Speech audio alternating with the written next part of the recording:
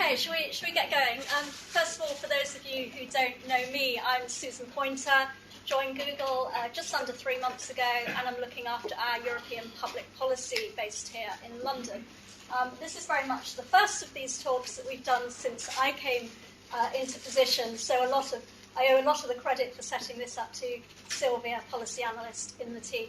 So Sylvia made the outreach to Professor Geist and has set this up, so thank you, Sylvia. So, Professor Geist, I'm very honoured that you're here. I already knew that you played a sort of leading role in documenting and analysing, perhaps forwarding, advancing also the role of the internet at a global level. But I didn't realise just how much until I downloaded your CV, and it ran to, I think, 34 pages, all of very detailed elements of what you've been writing about, saying, and speaking about on the development of the internet. So pretty much tracking the development of the internet since its early days and all the way through. Particular focus, obviously, on the law associated, the law that governs the internet in its various interpretations throughout the world. But pretty much picking up issues like network neutrality, copyright, privacy, jurisdictional issues, e-commerce, content issues, e-voting, free speech, and the US Patriot Act. So all very much issues that are relevant to our business here. So it's no surprise, I guess, that he now holds the Canada Research Chair of Internet and E-commerce Law, and has this year, in fact, been awarded an Electronic Frontier Foundation Pioneer Award, which is much deserved. So as you can see, he's been very involved in the day-to-day politics of the development of the internet. But today, the subject he wanted to pick up was the use of the internet for advocacy. And certainly, personally, this is an area I hadn't heard you speak on before, so I'm very interested to hear how your thinking's developing on this issue. I think it's also worth saying that a recent campaign on copyright issues got the support of 40,000 plus people on Facebook supporting your campaign. So a lot of direct role in e-advocacy as well as the interpretation and documentation of it. So on that note, I'll hand over to Professor Geist. And we've got room at the end for questions. Yeah, we do. Well, thanks very much for the invitation. I had a chance to give a talk in Mountain View a month or so ago, and it's nice to have a chance to come and give a talk here. That long CV comes at the assistance of my mom, so she wants me documenting everything. Anyway, so I want to talk a bit about digital advocacy and actually pick up on the story that was just mentioned. I'm going to have to, I think, flip a couple of times to the laptop just to stop videos, otherwise we'll be here much longer than just the hour. But I want to start with 3 stories, and the first one is actually a reference to that you just heard about with respect to copyright in Canada. And I should note generally the talk's a bit Canadian focused on Canadian after all. So I'll start with the speech from the throne, which is, as many of you will know, the annual, not quite annual, but typically annual speech that the Governor-General in Canada would give setting out the government's plans for the year. It's a speech no one pays much attention to. But for those that were paying attention to it this past year, back in the fall, there was one sentence in particular that captured the attention, certainly of those focusing on copyright and intellectual property issues. It was this sentence down here: our government will improve the protection of cultural and intellectual property rights in Canada, including copyright reform. Well, coming after years of sort of just more general discussion as to the prospect of copyright reform, this was the clearest signal that Canada was going to move forward in this area. I should note that Canada is a signatory to the WIPO Internet treaties, but has yet to implement or ratify them. We don't have a DMCA. We don't have anti-circumvention legislation yet. And this was, frankly, a clear signal that it was coming. And so sure enough, within a couple of months, the document appeared on the order paper. It was on December the 7th that the Minister of Industry, who's responsible for copyright in Canada, indicated that he was going to put forward the copyright bill, and the expectation was it was going to be introduced on December the 11th of last year. And then a funny thing happened on the way to that bill being introduced. It wasn't, although there's speculation it's going to be introduced this Wednesday. So it's still, we didn't quite kill it, but we managed to delay it. And what happened on the way to having this bill introduced is that on December the 1st, about 10 days before before this legislation was set to be introduced, I started this group here, Fair Copyright for Canada, without any significant expectations other than the hope that This could provide a fora for people to learn a bit about the bill, learn about some of the things they could do about the bill if they wanted to become engaged on the issue. And so I sent out invitations to my Facebook friends, some of my real friends and a few people on Facebook, and hoped that some might join, and some did. In fact, within a day, there was about 1,000 people on this group. Within a week, there was about 10,000 people on the group. And people within the government started taking notice. Within 2 weeks, there were 20,000, and the legislation that was set to have been introduced wasn't. As you heard, there are now about 40,000 people on the group, and indeed it's grown beyond just the large national group to now a whole series of other groups, local groups as well. Now, it's not just about the Facebook group. There was lots of other online activity taking place as well. I blogged about it, characterizing this legislation as a Canadian DMCA, a Canadian Digital Millennium Copyright Act, talking about the kinds of things people who read my blog could do. We created a YouTube video that was basically just a video of the same posting, taking those 30 things and making it accessible in video form. Boing Boing blogged about it, and many of you, I'm sure, know Boing Boing, but for those that don't, I write for 3 of the largest newspapers in Canada on a weekly basis, the Toronto Star, Ottawa Citizen, and Vancouver Sun. Boing Boing's readership is larger than all 3 papers combined. And so when people like Cory Doctorow, who happens to be Canadian, started blogging about this same issue, people began to take notice. Our public broadcaster became engaged on this issue as well. There's a weekly radio program called Search Engine, and they thought they might try to crowdsource an interview with the industry minister before the bill was set to be introduced. The idea being that if enough listeners posted their questions to the minister, that might well convince the minister to come on and actually answer some of those questions. It's an approach that actually had worked just a couple of months earlier. I found myself in a somewhat public fight with our public safety minister, and they tried the same crowdsourcing interview, and he came on, and I got to say my thing, and then he said his. They hoped the same thing would happen with this industry minister. His name's Jim Prentice.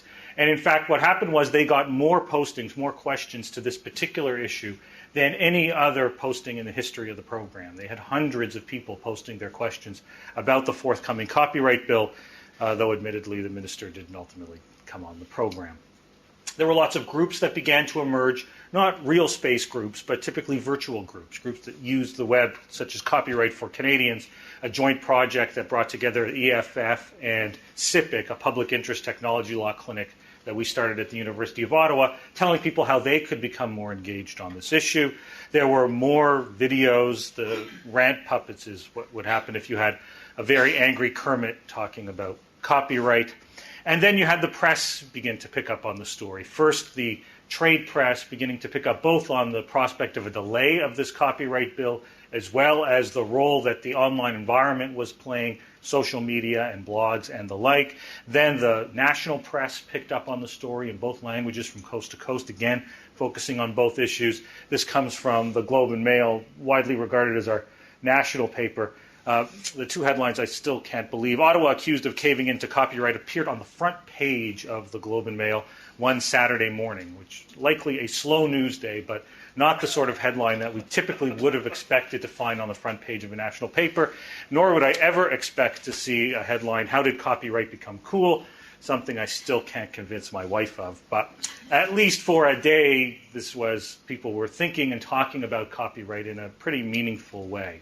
And then there was all sorts of television on top of all of that as well. So a great deal of coverage, a lot of it generated out of social media and the online environment. But it wasn't just online, it was offline too. Indeed, it was probably using online to convince people to go offline that had amongst the strongest impact. This is Jim Prentice here. He's that industry minister. He happened to hold a constituency open house. It was just before the holidays, several days before that bill was scheduled to be introduced, and about 60-odd people showed up at that open house, some of them driving 3 hours from Edmonton down to Calgary to confront the minister about this forthcoming bill, and people took to the streets of Toronto as well. That's what Toronto looks like in December, with just the beginning of the season with snow. And so people this was a fairly small group, but they managed to get hundreds of other people walking down the street to become educated about this issue, sign letters to their local member of parliament and the like. So a lot of things taking place in that regard. Second story. And I'll start with a video that probably many of you have seen before. Actually, no, sorry, that's my third story. My second story is a Canadian story. Another Canadian story, and this is our Prime Minister up there, Stephen Harper.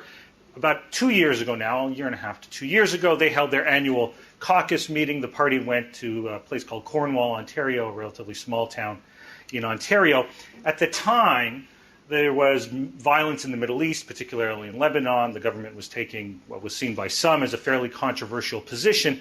And there were protesters that descended on Cornwall.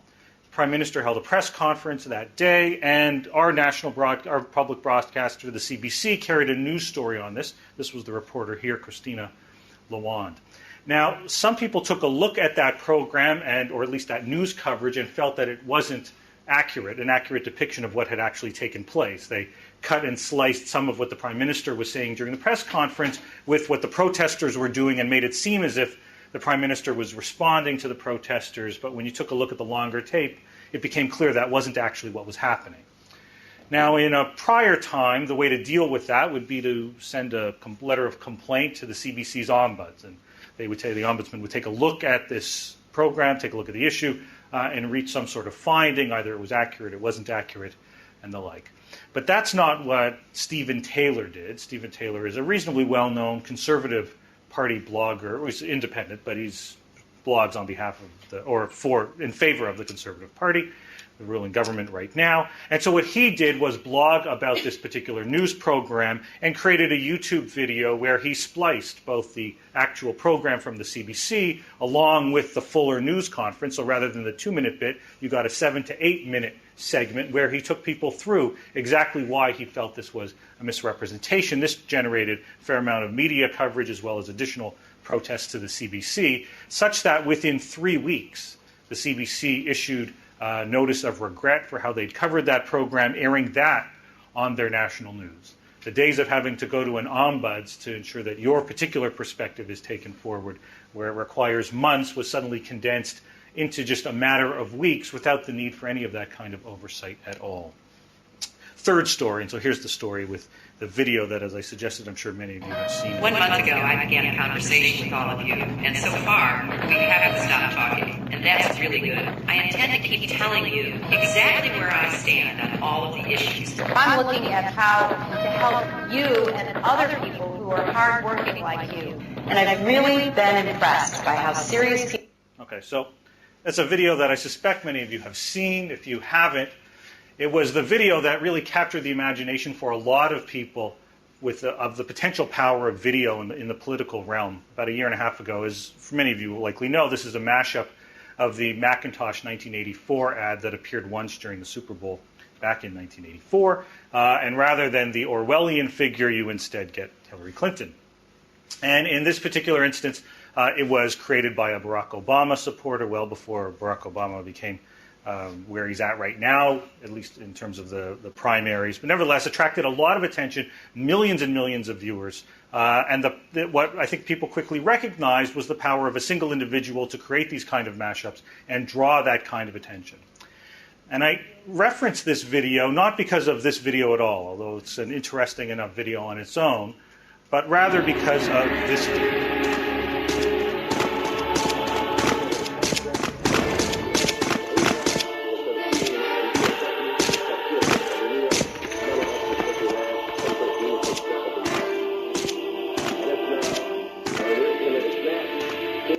Okay, so it looks much like the same video, except of course that's not Hillary Clinton. That's the president of Tunisia.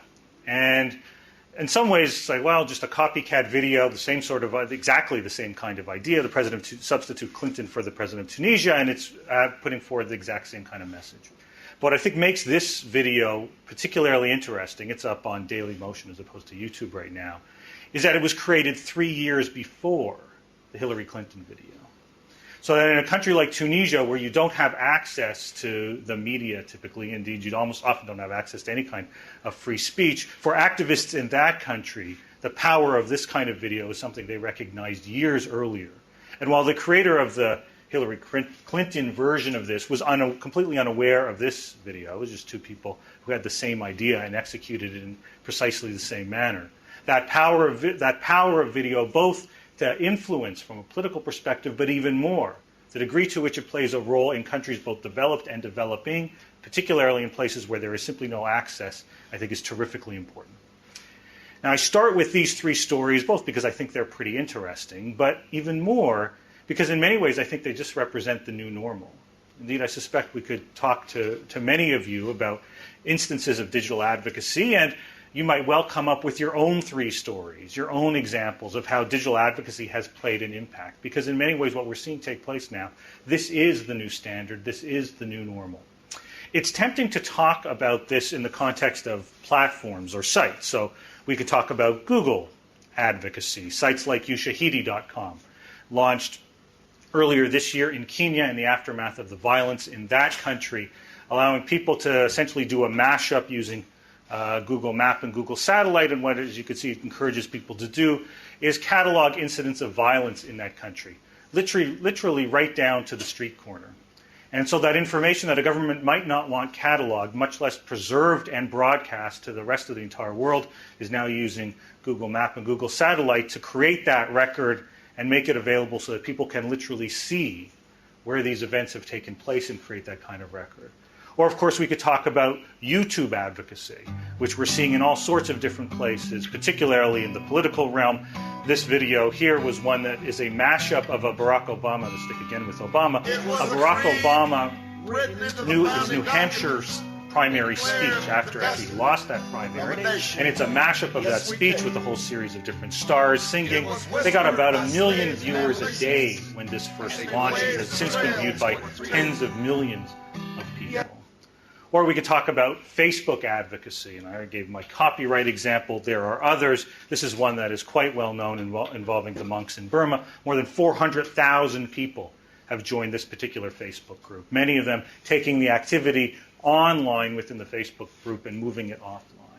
So it's interesting certainly to talk about these different sites and the different roles they play. I think in many ways, though, it's more interesting, and what I want to try to do with the rest of my time this afternoon is talk about what makes some of this effective. And I've been spending a bit of time thinking about that and want to highlight 10 areas in particular, and again use some of these kinds of examples to highlight them. And I'll start with the organizing power that these tools provide. In many ways, I think many of these are not particularly surprising, but when you bring them all together, the effectiveness, easy for me to say, is, I think, quite remarkable. So that organizing power, I think, is clearly important, illustrated probably best by a terrific new book by Clay Shirky called Here Comes Everybody, where he talks about how that power of organizing, whether a copyright group of 40,000, a Burmese protest group of 400,000, or smaller groups on smaller issues, is now in the hands of everyday people in ways that simply wasn't possible even just a few years ago, where the ability to create even that kind of organization would require significant dollars and significant manpower, people power, to allow that to happen, and now that simply isn't necessary anymore. You can organize very quickly and very large in really meaningful and significant ways.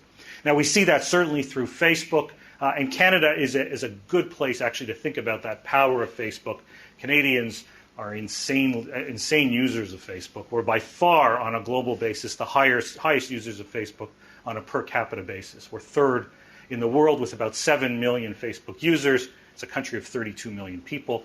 And so 7 million users and 32 million people, and my 3 young kids don't have Facebook accounts, and I suspect many other young kids don't. So we're talking about, in terms of internet users, a pretty significant proportion. And so that ability to rally a sizable percentage of the Canadian population through Facebook is something that we're now seeing on a repeated basis in Canada. So this particular example here involves a tax bill that contained, it's about a 500-page tax bill, that contained one little provision that would grant the Minister of Canadian Heritage in Canada the right to veto funding for films that she sees as objectionable. The bill doesn't actually provide any criteria about what that might involve, and legislation already says you can't fund things like pornography. So it's not exactly clear what this would accomplish, but nobody even noticed this as it went through the House of Commons and then made it on to our Senate. And it was only at the very last stage, it was before a Senate committee, that someone picked up on this. In fact, what happened was a Christian coalition group that was in favor of this particular provision made the mistake of publicizing the fact that it was there and took the credit for it, saying that they'd met with a number of ministers and look how great this was. And that galvanized people to again become engaged and try to stop this by whatever means they could. And this Facebook group here generated 20,000 people within a week. In this instance, what they did was write to that one last Senate committee that was still scheduled to conduct hearings, demanding that they now conduct hearings that have a full view of the issue. And indeed, this bill has now been bogged down with almost 3 months' worth of hearings as large numbers of Canadian actors and actresses and other Canadians come forward and appear to have rather befuddled older senators, I think, dealing with this particular issue, so that we've seen the power of Facebook here. We see it with Twitter as well, where, in this example here out of Germany, protesters using Twitter as a mechanism to update everybody on the ground, where you've got 50 or 60 or 100 or more people at different protest sites, and using Twitter as a primary way to organize those people so that they're aware of what's taking place in different venues. There's, I think, critically important, as a second point, the need to combine online with offline. Online is effective, but it's not as nearly as effective unless you combine it both with online and offline. Meetup is, of course, the best example of this, dating back in some way. It became best known during the Dean campaign in the United States, where it galvanized many people together. Again, that same attempt to try to bring together people, use those online tools to bring people together offline. But there are other examples. Again, one more Facebook example. This group here started at the beginning of this year to protest against the longtime Colombian rebel group, the FARC, generating 250,000 members of this group within a month, leading in the beginning of February to rallies, offline rallies, in 185 cities around the world. And so it wasn't just what was taking place online, but again, offline. We had the same sort of thing, but on much smaller numbers, in Canada just last week, where there has been a lot of focus on the net neutrality issue, attempts to create petitions and other sorts of online activity. But we took that last week and had the opportunity to try to advance that further with a rally on Parliament Hill in Ottawa, where hundreds of people showed up to a rally on net neutrality, something I don't think many people thought would ever have been possible. But now it is, as you use these same online tools to bring people. Buses brought in people from 3 different cities to start talking about this issue, with elected officials from several different parties speaking out to the rally, and one announcing that he would put forward a net neutrality bill. So that online and offline comes together and becomes very, very effective. It's critically important as well as a third point to raise the mainstream media. And what you get, I think, is this nice virtuous circle of activity takes place online, which attracts the attention of the mainstream media, which then gets blogged about and discussed online, which then causes the mainstream media to cover it even more, and you get more and more coverage of the story. You saw that in the U.S. during the last major election campaign back in 2006. The macaca moment is one such example. So the macaca moment is an instance where former Virginia Senator George Allen spoke to a campaign worker from his competitor, Jim Webb, who is now the senator, and referenced him as macaca. It was seen as a derogatory term. And one of the things that's most interesting, I think, about this particular piece of video is that the Webb campaign recognized immediately that they had potentially something very useful from a political perspective. And in a New Yorker piece that discussed the Webb campaign and the way they went through the various processes, including this, the campaign noted that their first instinct, their full decision, was not to go to the mainstream media with this, but rather to go to YouTube first. And their idea was put it on YouTube first, generate more interest, leading to stories like this, front page story of the Washington Post covering this story, which would then, of course, lead to further coverage as well. And that's precisely what it did. This became one of the primary issues throughout that political campaign. So it was combining the mainstream media, but in many ways using the online environment to do it.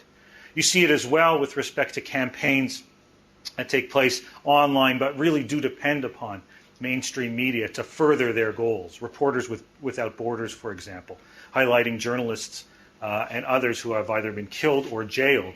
And it's worth even pausing for a moment to note that nowadays, more and more, when we talk about journalists that have, particularly those that have been imprisoned or jailed, we're typically talking about bloggers.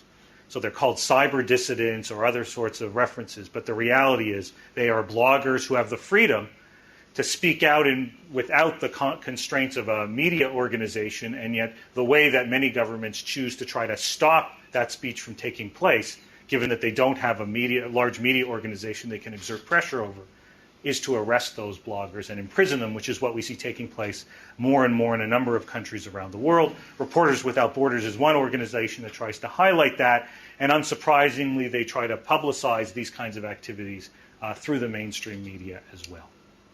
The fourth, and of course in some ways the most obvious, is the power that these online tools have from an advocacy perspective to educate. So we can move beyond the confines of some of the limitations that we have to try to educate the public by using these tools to do that. My favorite example in this regard is Global Voices. It was started by Ethan Zuckerman, an American at Harvard University. And the idea behind Global Voices, which Technorati would now rank as amongst the top 100 blogs, is to aggregate bloggers in communities that we typically don't hear from. Bloggers in Africa and parts of Asia and South America, and to try to identify who the best or the leading bloggers are in those communities, and then translate what they are blogging into languages to make sure that it is accessible to a far wider audience.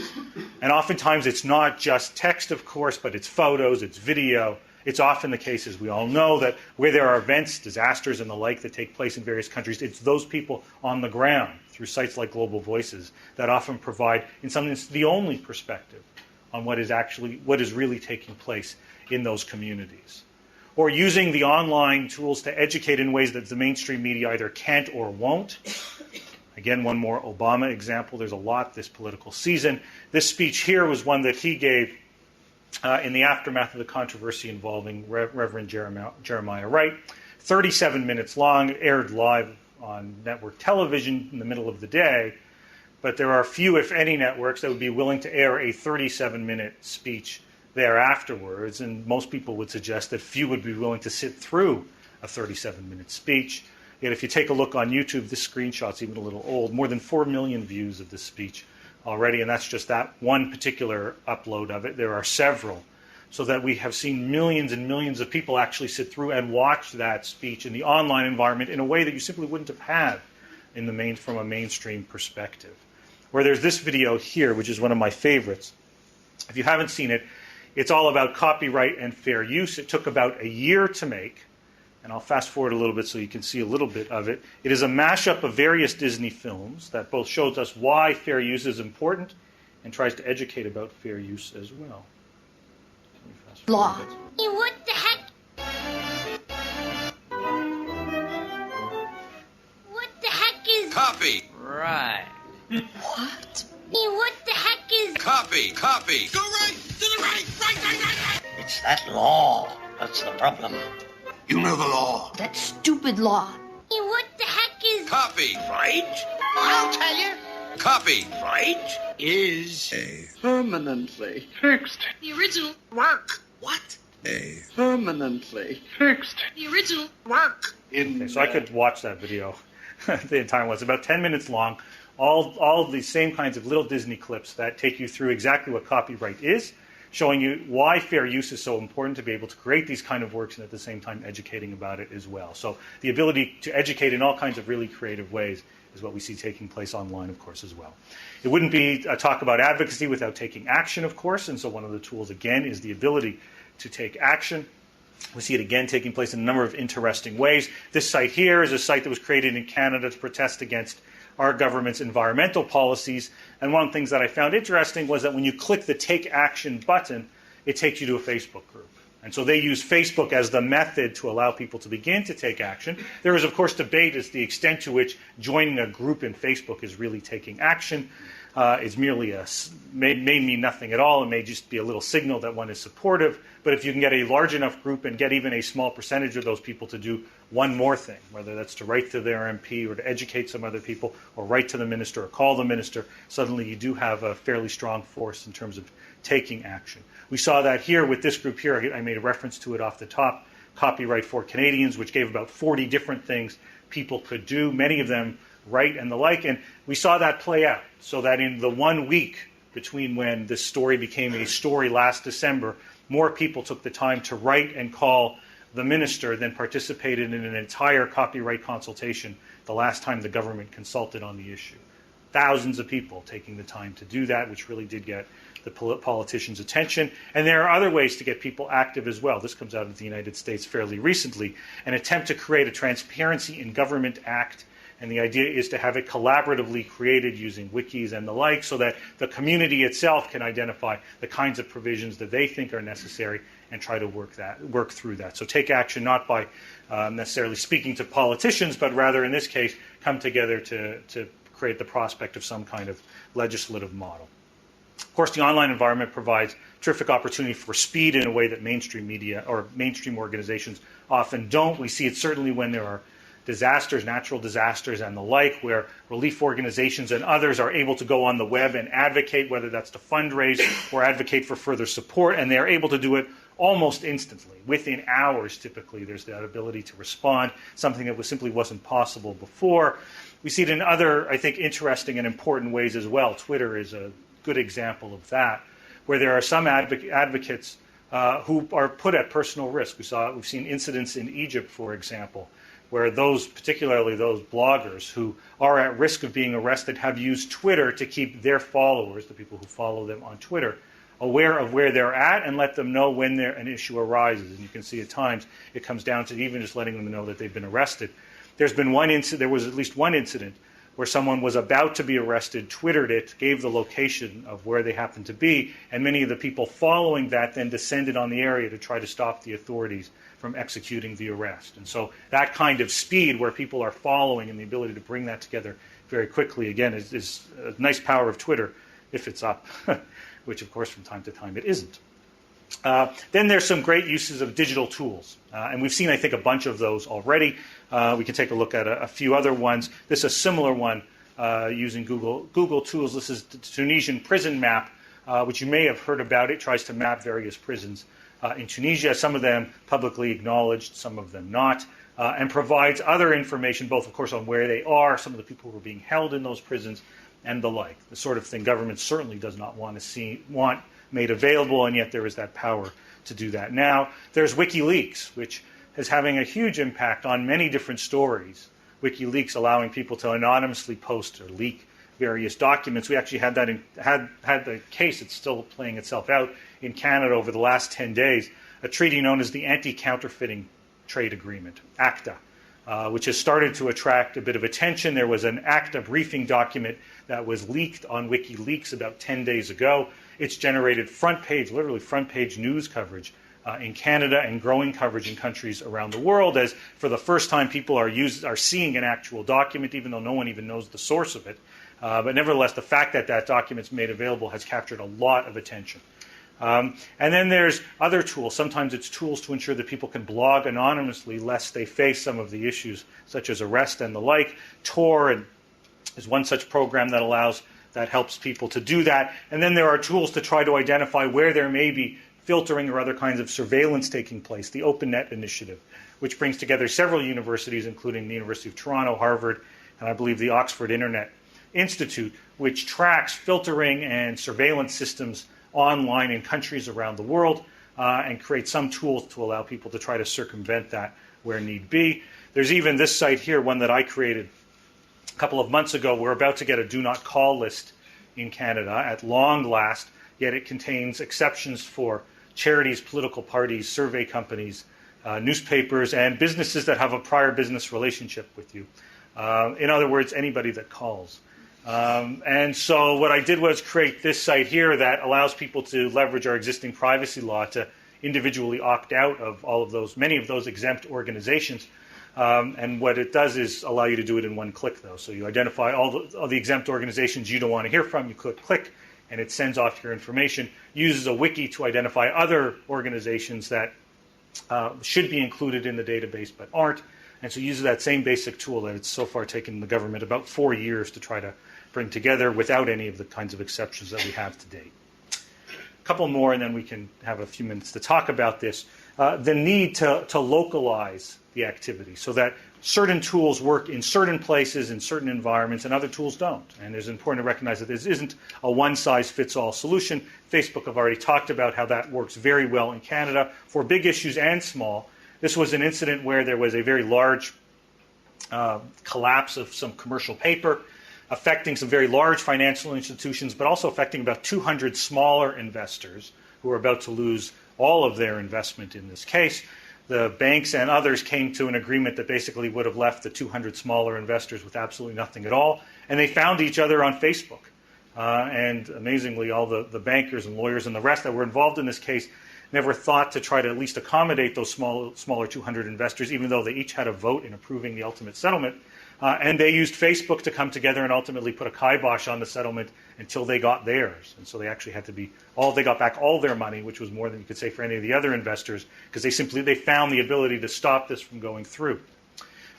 It's interesting the way you see people localize the tools where internet access simply isn't as accessible. And so this is an example out of Africa where there was an attempt to provide greater support for ratification of a treaty on women's rights. But with internet access much lower than it is, say, here or in North America, what they used was an SMS-based petition, encouraging people to send just a short text message in support of the petition, since cell phone usage is so much broader and wider use than broader internet use happens to be. And they got tens of thousands of people to send in those text messages, which in some of those countries was a very good indicator of the kind of support that existed. There's the Twitter example that I already gave. It works in certain kinds of communities. It's worked very well in Egypt and elsewhere. And then the need to localize not just on a national or platform basis, but sometimes localize within communities. Meetup does that, of course. We did that with Fair Copyright in Canada as well. One of the limitations of Facebook is that once you become a group larger than, I think, about 1,300, it stops you from messaging everybody in the group. That's a pretty big impediment for the kind of advocacy that one might want to be able to engage in. And so one way around that was to create local Facebook groups, of which we now have about 20 of them in different communities. Each of them have about 3 or 4 or 500 people. Collectively, it's a fairly large number, but it works very well because we can continue to message, and at the same time, those groups have come together locally, effectively for meetups, either to talk about these issues or to meet with local representatives. Ninth point is, I think, increasingly, especially if we're talking about this in a political realm, the desirability of having a government that's receptive to this. And I gave this talk one other place, and they said, what do you mean the UK is doing well in this? But there are at least a couple of interesting examples, I think, out of this country that are worth highlighting. This recent initiative, the Ask the Prime Minister campaign on YouTube, where that ability to post questions, and apparently the Prime Minister will come on and answer them. The OECD is doing the same thing. With respect to, they have a ministerial Future of the Internet conference in Korea in a couple of weeks' time, and they've launched the same kind of YouTube campaign asking people to pose questions to many of the government ministers. There's the e-petition site, which I actually think is in some ways more interesting, and one that I wish that my own government would emulate. Comes straight out of the Prime Minister's office here, where anybody has the ability to create their own petition on whatever the issue happens to be, and even if the government isn't particularly responsive, it gives them a fairly good signal of issues that may have been below the radar screen for which there's a fair amount of public support. We're seeing it taking place in some other countries as well. This was hearings that the Federal Trade Commission conducted last year, called terribly named, Protecting Consumers in the Next Tech Aid. So the idea was the next 10 years worth of consumer protection online. But what they did that I thought was pretty interesting was they launched this bloggy site that gave people the ability to come on and ask questions and blog. They had some of the witnesses who were going to appear as part of those hearings come on and do Q&As months in advance of the actual hearings, and then took all of that content that had developed over the series of months and provided it to the various FTC commissioners so they have ability to see what was taking place and learn not just from the basic briefing books, but from what was taking place online. We're going to try to do some of the same kinds of things in Canada in the months ahead. Our telecoms regulator has just announced a new series of new media regulatory hearings. I'm going to talk about whether they want to regulate the internet. Hopefully the response is they don't need to, but nevertheless, or they can't, but nevertheless they're putting this online, they're putting an online environment to do much the same kind of thing. And finally, and in some ways perhaps most importantly, I've cited a lot of Facebook examples, this one out of Egypt that helped foster a national labor strike, or YouTube examples, this video from the Missouri Senate campaign in 2006, this ad here from Michael J. Fox in support of one of the senators, also viewed millions of times. So a lot of Facebook, YouTube, Google type examples, and I think there's an important reason for that. There are a lot of, and a growing number of advocacy sites, and many of them provide some really great tools for online advocates. But I think, and there are others who are making the case as well, that at the end of the day, it is these general purpose sites that are most effective. They're most effective for one, because that's where people are. When you've got 7 million Facebook users in a country, that's where you want to be. You've got millions, hundreds of millions of people on YouTube, that's where you want to be. So that's where the audience is. But there's another factor that plays out, particularly in countries where they might try to suppress some of this advocacy. And it's what Ethan Zuckerman, I mentioned Ethan earlier, the person out of Harvard, refers to as the cute cat theory. And he raised this at an O'Reilly conference in San Diego earlier this year. So this is all his theory, but I think he's bang on. And the theory is as follows. There are certainly people out there who are interested in copyright or net neutrality or some of the other issues that we've been talking about. I wish it was everybody. The reality is it isn't. In fact, I think it's fairly safe to say there are more people who are interested in videos of cute cats than are interested in some of these copyright advocacy issues, at least for the moment. And that becomes important because on these general purpose sites, they are used far more, whether on YouTube or Flickr, what have you, to take a look at pictures of their cats or videos of their cats than they are for advocacy purposes. Ethan sort of puts it together like this, that you've got YouTube where you can have cute videos of your cats or videos of trade union protests, Flickr with cute photos of your cats or subversive photos that are unblocked by firewalls, etc., etc. These sites can be used for all sorts of things related to cute cats, but they can, as a small percentage, be used as well for different kinds of advocacy purposes. Now, this becomes critically important when you're in an environment where a government might want to shut down certain kinds of content. Because if you are on a pure advocacy site or a site devoted to a particular issue, it becomes not all that difficult in countries like China and Saudi Arabia and elsewhere to block access full stop. It is a lot harder to block access to these sites, although, as we know, not impossible. But a lot harder, at least from a political capital perspective, because when you block these sites, you're not just blocking the advocates, you're blocking all the people who like watching videos of their cute cats. And suddenly now what that does is have the effect of having more and more people become aware of the issue. In fact, it has the perverse effect from a governmental perspective of calling attention to the issue, as many people wonder, well, why are you blocking access to my entertainment site? Why are you blocking access to things that I'm interested in? And it cuts a much wider swath than does these advocacy sites. So these general purpose sites, while not designed necessarily for advocacy, indeed are most effective when they're not designed for advocacy. They're most effective when they're designed for all kinds of general purpose uses, and a small percentage is devoted to the kind of advocacy that I've been talking about. Now, I'd argue that this is the new normal.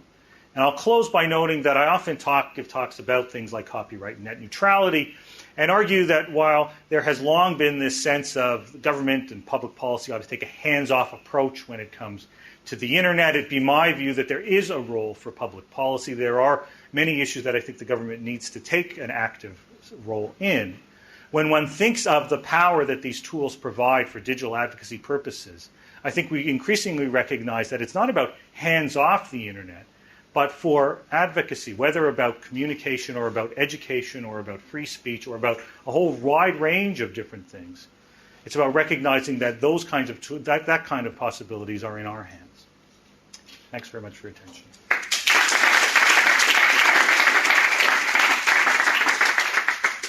Any questions? Yeah. I'm not sure if you know, but is Canada involved in ACTA? And if so, what is its stance and what's going on? Yeah, it's involved. It's one of the countries that's negotiating ACTA. Part of the problem with ACTA is that nobody exactly knows what's there other than this leaked Wikileaks document, which had been floating around for some time. Our government conducted a consultation on the issue just in April. I think there was a sense it was just a bit of a sham. They went through the process, but I don't think anybody thought much of it. And there is a sense from a timing perspective, there were some reports that it could be concluded as soon as the G8 meeting in July. I think more likely there was talk last week that something could happen by the end of the year. So yes, we're involved, but and we're very likely to be supportive. The government sees sort of facilitating or becoming closer to the U.S. as a top policy priority, and ACTA fits that. But in terms of what's there, our government's been less forthcoming than some others. Australia, for example, provide a bit more information than some of the other countries have. It seems that the democratization of communication and the internet is a very positive thing. The fact that, like you said, if you shut down YouTube, you shut down people viewing the cute cats, as well as this more subversive content. Is there any kind of downside to the democratization of communication? Of course. There's all kinds of speech that we'd rather not have out there, or that is either illegal or that people find deeply offensive or raises significant issues that, depending on your jurisdiction, may clearly violate the law or may be protected. And in the same way that we take all the good and we take the cute cats, that's also a small percentage of what's out there, but it certainly bothers certain people an awful lot that some of that speech is out there. I think sort of my view, and I think the view of many, is that the best way to, sunlight is the best disinfectant for this kind of thing, and so the best way to counter much of that speech is with better speech, and the internet certainly fosters that. But we're in some ways still in the early days of fully grappling with some of this. It certainly plays itself out in my own country, which has hate speech legislation on the books, and we've had a number of cases that have become increasingly controversial where there have been attempts to target online speech using some of these hate-based statutes. Less when typically not when the content is hosted outside, but when it's still within the country. But even then, it certainly raised awareness of the hate speech itself and raised questions as to whether or not the blunt instrument of law is the best way to deal with it. So sure, there are downsides to it. I mean, again, in the grand scheme of things, it is a smaller part of what is a much bigger and more positive story. But those are issues that can't be ignored, along with the kind of security issues that arise. It isn't all good online. I think we know that. Just on a related point, one of the good things, and some of the slides you had there had sort of, it's really easy to cast your vote, to register your complaint or whatever. So the internet makes it really easy for you to give your opinion, which means it makes it really easy for you to give your uninformed opinion. Mm-hmm. There's a Penn and Teller video that did the rounds here recently of getting people to campaign against dihydrogen monoxide, saying, oh, it's involved in the plastic industry uses it and the weapons industries use it, etc. Clearly the internet is good for educating people, but how can you try to filter the advocacy so that it's informed advocacy? Well, and so this came up actually a lot with the copyright group, because there were people who took a look at sort of many of the wall posts and the discussion and said a lot of it's uninformed. And that's true. We get 40,000 people trying to talk about copyright. Not everybody's a copyright expert. Not everybody needs to be a copyright expert. And so many people are saying things that frankly aren't accurate. My view always was that, at least as a starting point, it was better to get them talking about this issue and recognizing that there was something there, even if we still had an extra step to take so that they're fully aware of the complexity of some of these issues, than to be blissfully unaware of it and not engage. So I think engagement as a start is a good. Now, informed engagement is even better. And I think when you start thinking about some of these different kind of tools, the tools, and I mentioned there, one of them, of course, was the power to educate. So it's not just about getting people to join a group or to write a letter. It's about making sure that they understand what it's about. And, to be fair, even on the copyright advocacy in Canada, there were a number of people who said, you know what, I'm interested in what you're saying, whether on a blog post or on a Facebook group, but I don't know enough about this to write to my member of parliament or to protest in any meaningful way. And so I want to get educated first. Some said, I'm not going to do anything until I see an actual bill. And I think all of that's fair. I mean, I'm happy to have them speak out at any point in time and have the feeling that it needs to be informed. But you're right. There are going to be people who are going to take as gospel something they see online and it's simply factually wrong. And certainly for those that are advocating for a particular position, I think it's incumbent not just to ensure that you get people active, but you get active based on real facts and not merely rhetoric. And I think at the end of the day, that's in the best interest of the advocates themselves, right? I mean, if you get people all riled up on stuff that's absolute nonsense, your credibility is ultimately going to be undermined as well. You mentioned a bunch of products and features which I think most of the people in this room are fairly familiar with as enabling advocacy and people to express their views and opinions more effectively. I wondered if there's any gaps that you see in the next couple of years. Can you think of new features or products that would better enable people to advocate causes, to express their opinions, to organise themselves? Well, sure, we're still operating in silos in terms of some of the way we have to bring together, and I think I speak best to my own country, the way that we try to bring together a kind of advocacy campaign, let's say, so that it's very difficult to do that within a single environment. So even if you're trying to get let's say you're trying to get someone to do nothing more than write a letter to their member of parliament on a particular issue. At least in my country, I'm going to assume that a sizable percentage of people have no idea who their member of parliament is. And so one of the issues that we have to do is, as a starting point, typically send them out to another website to go ahead and find who that person happens to be.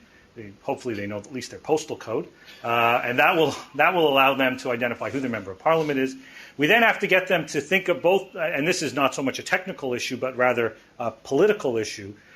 How do we then take that message and make it available to the government person or the policy person, right? So sending an email is really easy, but because it's so easy, it's less effective, right? So emails are easy to ignore, particularly where you've got MPs that are interested in people in their constituency. It's tougher to identify whether or not that person is from their riding or not. And so the value of an individual email is fairly negligible, unless there are just enormous reams of them, to the point that sends a bit of a message. On a one-off basis, it's not very effective. So then you've got to find a way to facilitate some sort of offline participation. Print this out or send this, and that's again not really a technical issue, although we try to configure some of the technical tools to allow people to do that, but there needs to be a way to try to allow that to happen. The ability to message to people amidst all the noise is an ongoing problem, and so I was on a national task force on spam, and people tune out a lot of these kinds of messages. So even if we had tools, say in the Facebook environment, just to stick with that one, where we could message all 40,000 people, and there are obviously tools that still give you the ability to do that. There's some significant limitations in terms of whether or not people are even going to pay attention. Even broader, the big issue of data portability. Not everybody's on Facebook. Many people don't want to be on Facebook. They might be on a different social network. They might not be on social networks at all. There's concerns about their privacy. There's concerns about where that data is going. How do you capture, if the goal is to get as big an audience as possible, recognizing that there is going to be a sort of a ceiling on any individual platform? How can you cut across those various platforms? And sometimes it's just a single website, but then you don't have some of the same kinds of tools that the closed environments provide. So for the moment, many of the initiatives, all you have to do is take a look at the initiatives to find that they'll be on Twitter, they'll be on Facebook, they'll be on MySpace, they'll be in multiple platforms all the time to try to capture people wherever they are. That creates inefficiencies, and it ultimately sometimes creates barriers, because for the person that you've got them for about 30 seconds. And if you don't get them in that 30 seconds, they may be gone. And sometimes the steps you need to get them to do that active, to get active, takes more than just 30 seconds. This informed engagement requires a sense of maturity, intelligence, and understanding. Do you think that there are any age issues, people of different ages accessing and reading all of this content that's broadcast, and people advocating it? Are there any issues with children? I don't understanding what they're reading and acting on it, rather than necessarily informing themselves of it. Yeah, see, I actually have looked at it in a different way. Actually, my piece in the Canadian papers, one that went out just this morning, talks about the fact that 40% of the Canadian population, roughly 40% of the Canadian population, was 15 or under, or not even born when Netscape put out the first browser. So for 40% of the population is basically either born digital or raised digital for pretty much as long as they can remember. And I take a look at many of those people, and what I think is important and quite interesting about a lot of this digital advocacy is that for many of them, this will be their first experience with this kind of advocacy.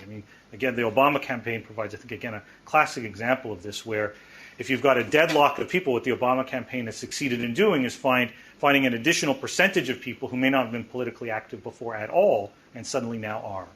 I think that some of these kinds of issues, copyright issues and net neutrality issues, are hugely underestimated by government, in part because many of the people who are most concerned are of a younger demographic who may not have been politically active before, And I'm of the view that governments are underestimating the willingness of that group to become engaged on these issues. Now, if they become engaged and they become sorely disappointed because it just doesn't work out, then there is that risk that we risk alienating those people for a very long time. We have a chance to get a whole generation of people who become more active, but it's going to have to count. Their voices are going to have to count for something, because if they don't, they may turn off the process for a long period of time. So I'm actually really excited about that demographic. I think it holds the promise of a really large percentage, of a clearly growing percentage of the population who may become active for the first time. And it's not just that they're born digital, but they're born digitally active. We have one more question. Yeah, one more question, then Professor Geist actually. So I think real power in the stuff you're talking about is encouraging people to take action. And you talked about your copyright initiative and that you had listed 40 ways that people can take action. Yep. Was there any kind of, I know it's difficult, but any kind of reporting against that after the fact to figure out what action people did actually take along any of those dimensions? Yeah, well, it's more anecdotal than anything. The government isn't anxious to tell us how many letters and the like they got. But on an anecdotal basis, it became very clear that the main things we asked them to do was to write to their MP and write to the minister. I mean, you can't. There are other things you can do, but if you're going to do one thing, that's what's going to be. And it did become clear that that had an impact, both because we know that the pure numbers that the ministry got was far beyond what they ever imagined, which led to the delay of the bill for these many months. And also on an anecdotal basis, with many members of parliament, they were surprised at the extent to which they were hearing about this from constituents. As an example, my member of parliament in my riding happens to be the environment minister, a fairly busy guy. After one Saturday morning, I took my son to his ice hockey game, very Canadian. And he was, this guy Baird, his name, was having an open house kind of thing for the community. And I told my son, he's 7. Come, you're going to see democracy in action. So we'll go and pester Baird. And so we went up to him and I introduced myself, and it took him literally, I think, 5 seconds to say, we've been getting an awful lot of letters on this. And there's a large college with about 40,000 students in the riding, so no surprise. And he said, you know what, I'd like to sit down and actually talk and meet about this. And so I got 45 minutes with the environment minister within a week. And it wasn't just because he might have seen my stuff in the paper or things like that. It was because he was hearing from constituents. And that was a story that we heard repeatedly across all parties. So we know that people are writing. I always threw out the number that if there are 40,000 people on the group and we could get 1 in 10 to write a letter, 4,000 people writing a letter in a Canadian context is huge and is good enough actually to get the government to move. One thing you might want to consider is having people self-report. So on the website, just click a button saying, hey, I wrote a letter. Yeah. Well, actually, in first there is that, although people did that themselves, right? So if you go on the Facebook group, several of the discussions were both, they actually went through the whole evolution. So it was, if you wrote, tell us that you wrote. So there were hundreds of people saying, yes, I wrote, and they said who they wrote. Often they posted their letters, which became very helpful because it provided samples for what they'd written. And then, of course, a month or two later, they began to post the responses that they got back from the minister and the MP, which are, of course, all the same, but nevertheless showing that they had gotten them. Thank you for the contribution. We take it very seriously. But at least they got, so there was that. So in some ways, they actually created it themselves using these tools. Great. Thanks very much. Well, I think, we're all watching the US presidential nominations with interest, and there's been this explosion of creativity in the use of the internet for e-advocacy, advocacy in general, that we haven't seen before. I think we can expect it here with the upcoming European elections, also the UK election, whenever that's held, and we'll be engaging with that also. Google itself has a public policy blog, so I should take the opportunity to let you know that we're engaging with that process also. Thank you, Professor. Okay, Geist. thanks. Thank you. Okay, thank you.